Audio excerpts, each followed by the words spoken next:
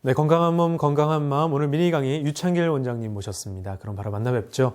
원장님 안녕하세요. 예, 안녕하세요. 네, 반갑습니다. 네. 네, 원장님께서 쭉 류마티스 질환과 또 이 턱관절에 관해서 이어지는 강의를 해주고 계신데요. 예. 오늘 강의도 또 기대됩니다. 어떤 내용인가요? 네, 오늘도 이제 턱관절과 류마티스에 관한 내용인데요.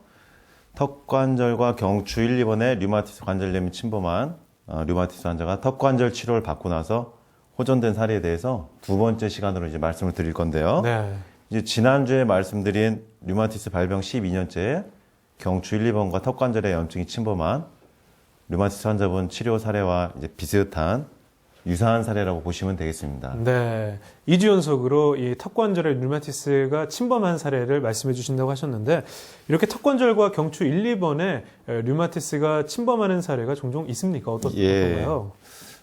간혹 있습니다. 이런 경우가. 이 류마티스가 처음에는 손가락 끝에서 이렇게 몸에서 먼 쪽에서 시작을 해서 점차 몸통 쪽으로 가까이 접근해 오고 몸통으로 온 다음에는 점차 이렇게 차오르는 거예요. 네. 그러다 보면은 척추의 맨 위에 있는 경추 1, 2번까지 올라오는 경우가 있고요.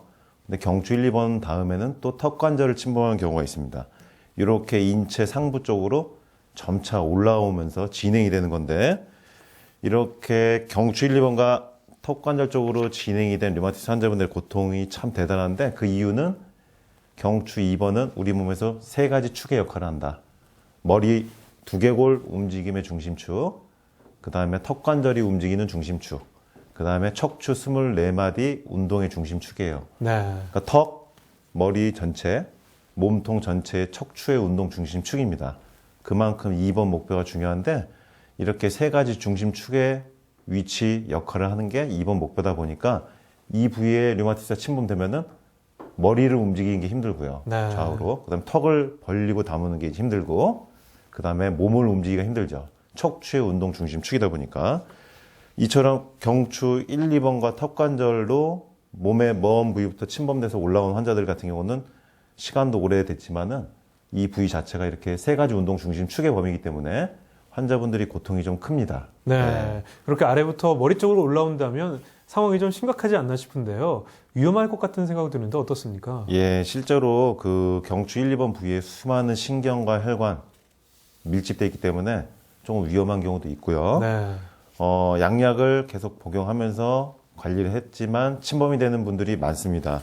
그러나 이제 턱관절 균형학 FCSTO법으로 치료를 해주면은 그 진행을 막고 통증을 줄여줄 수가 있기 때문에 네. 방법이 없는 건 아닙니다.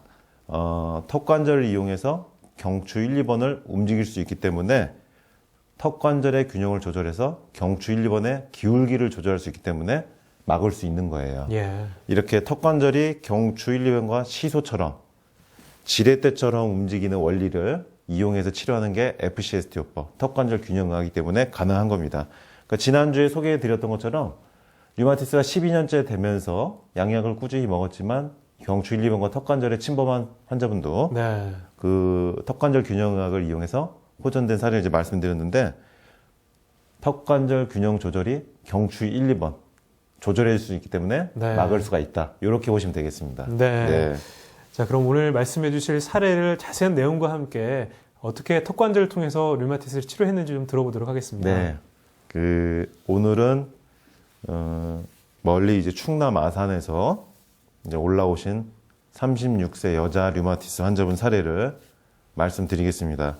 이분이 충남 아산에서까지 멀리 오셔서 치료를 받으신 이유는 류마티스와 턱관절이 같이 안 좋기 때문에 이제 내원을 하신 겁니다. 2010년 10월 23일 날 이제 처음 내원을 하신 건데요. 이분이 처음 내원하시기 전까지 상황을 일단 보겠습니다. 2008년도에 이제 손가락 관절부터 증상이 시작을 한 겁니다. 그 다음에 이제 몸통으로 점차 진행될 수 있다 그랬죠? 그러니까 손가락에서 몸통 쪽으로 온 거예요. 팔꿈치 쪽. 오른쪽 팔꿈치로 이분이 처음에 이제 진행이 됐어요. 근데 팔꿈치 쪽에 병원에서 염증이 심하니까 수술을 하자 그래서 오른쪽 팔꿈치 안쪽을 수술을 했습니다. 네. 그러면 오른쪽 팔꿈치를 수술을 한 건 됐는데, 이제 류마티스가 근본적으로 치료가 돼야 되는데 임시 방편적으로 일단 염증 부위만 수술을 한 거죠. 그 반대쪽으로 이제 왼쪽 팔꿈치로 이제 염증이 온 거예요. 그러니까 또 병원에서는 팔꿈치 왼쪽도 수술을 하자. 네. 내 환자분 생각에 계속 염증이 이렇게 여기저기로 퍼져가는데 무작정 염증이 생긴 부위를 수술할 수도 없는 노릇이고 고민을 이제 많이 하신 거죠. 이렇게 여러 부위로 이제 침범되면서 진행돼서 올라오다 보니까 이제 걱정스러운 마음에 여기저기서 이제 치료를 많이 하시게 된 거고 2009년, 2010년이 이렇게 지나가면서 2010년 7월에는 이제 목 부위로 올라온 거예요. 네. 손가락에서 시작했던 게 팔꿈치 지나서 어깨 지나서 목까지 올라온 겁니다. 경추 1, 2번까지 이제 올라온 거예요. 척추의 제일 윗마디까지 올라온 겁니다.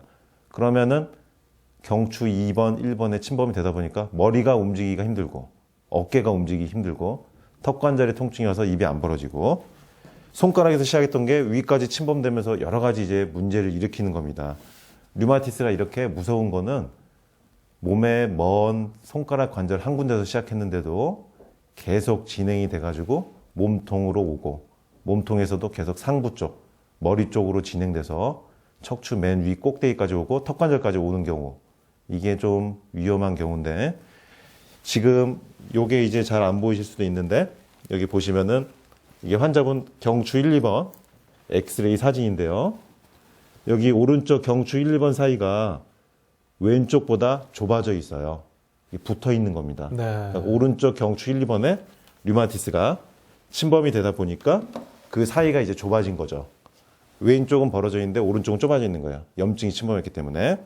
이런 경우는 이제 양방에서 대부분 수술하는 경우밖에 없는 건데 이제 일단은 수술하지 않고 이제 오신 거죠. 그리고 턱이 아프다 보니까 치과에 갔더니 턱관절 디스크가 한쪽이 많이 닳았다. 네. 예, 그런 진단을 또 받았고, 요게 또 이분이 가져오신 이제 진단서인데, 제 1번, 2번 경추 류마티스 관절염이다. 그래서 향후에 통증이 악화되면 수술을 고려해야 된다는 진단서 내용입니다. 네. 이렇게 경추 1, 2번에 침범되면서 턱관절이 이상이 오니까 류마티스 내과, 치과 여러 가지 병원을 이제 다니게 되는 거고, 이분이 이제 처음 저한테 오셨을 때 이게 이제 류마티스 양약 처방전인데요. 메토트렉세이트라고 하는 항암제 성분의 약이 6알, 그 다음에 아라바정이란 항류마티스 약, 그 다음에 모비캅셀이라는 비스테로이드성 소염 진통제, 니소론정이라는 부신피질 스테로이드, 이렇게 전형적인 류마티스 양약 처방전대로 복용을 쭉 해오신 거예요. 네. 발병 당시부터. 근데도 계속 진행이 되면서 위로 침범이 된 거죠. 그러니까 이제 환자분 많이 답답하고 이제 두려운 상황에서 오셨습니다만은 처음 오셨을 때 이제 상태를 제가 보니까 손가락 시작 부위뿐만 아니고 어깨, 뒷목 어깨, 그다음에 턱이 이게 이분 처음 왔을 때 진료 기록부인데 2010년 10월 23일 처음 오셨을 때 3cm가 벌어졌어요. 우리 사람의 이 벌어지는 범위는 정상 범위가 4에서 6cm입니다. 네. 그러니까 4cm가 안 되게 벌어지는 거예요. 그러니까 밥 먹을 때도 아프고 입 벌릴 때마다 통증 있고 턱에서 찌그덕찌그덕 소리가 나고 그러니까 침 삼킬 때마다 아플 수 있고 음식을 씹을 때마다 아플 수 있는 거죠. 이렇게 턱이 벌어지지 않는 상황, 그리고 온몸 전신 관절 통증, 어깨 뒷목 통증, 몸을 움직일 수가 없고 목을 돌릴 수가 없고 머리를 돌릴 수가 없다. 왜냐하면 경추 2번에 침범됐기 때문에. 이렇게 류마티스 초기부터 양약을 쭉 복용해 오면서 관리를 했는데도 이제 류마티스가 경추 1, 2번과 턱관절에 침범을 한 건데 이제 제가 그러면은 이분을 어떻게 치료했느냐. 경추 1, 2번과 턱관절에 염증이 침범했으니까 경추 1, 2번과 턱관절을 치료해 준 겁니다. 네. 그런데 그동안 누누이 말씀드린 것처럼 경추 1, 2번은 턱관절이 시소처럼 지렛대처럼 움직이기 때문에 턱관절 균형의학 FCST를 이용해서 입 안에 착용하는 턱관절 균형 장치를 착용함과 동시에 면역력을 조절하는 한약 복용을 이제 시작한 겁니다. 이렇게 하니까 이제 턱관절이 지난주 3월달 말에 오셨을 때 이렇게 보면은 3cm에서 5cm까지 이제 늘어났어요. 네. 2cm가 이제 더 벌어진 겁니다. 턱관절 균형의학 FCST 요법으로 턱관절 균형을 맞춰주니까 턱관절 통증이 줄어들고 입이 잘 벌어지고, 그럼 턱관절 통증이 줄어들고 입이 잘 벌어진다는 건 뭐냐? 목뼈의 1번, 2번 위치가 변하니까 목의 움직임이 좋아지고 척추 전체의 움직임이 좋아지죠.